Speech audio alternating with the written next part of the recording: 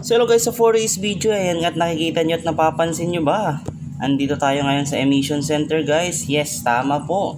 Magpaparenew tayo ng tricycle natin ngayon.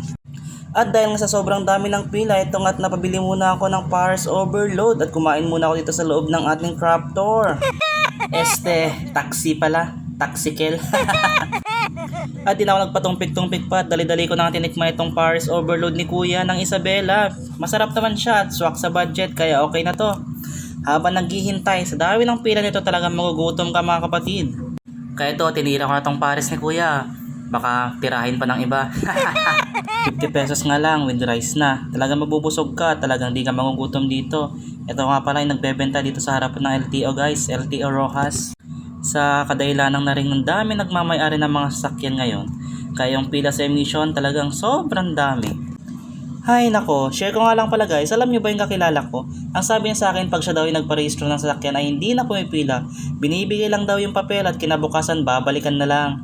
Umaasa kasi sila sa kapit-kapit. Paano na lang kung nalipit yung kapit nila? Alam pa ba nila yung ginagawa nila? Charot lang. Matutong gumalaw at tumay sarili mga paa. At wag na wag umasa sa iba. Para sa akin kasi, mas mainam pag ikaw mismo yung pupunta at alam mo yung ginagawa mo. Share ko lang naman. Galit na galit, gustong manakit. At pagkatapos ko ang kumain ay dali-dali ko nang kinuha tong pinagkainan ko at itatapon ko dun sa tapunan ni Kuya. At dahil nakakabusog yung Paris Overload ni Kuya ay napabili na lang din ako bigla ng kanyang pineapple juice. Masarap-sarap, malamig at matamis, parang painya. Painya. At di ko na nga alam kung paano tatapusin to guys. Maraming salamat sa panonood. Manood ka rin sa susunod na video ko. Maraming salamat.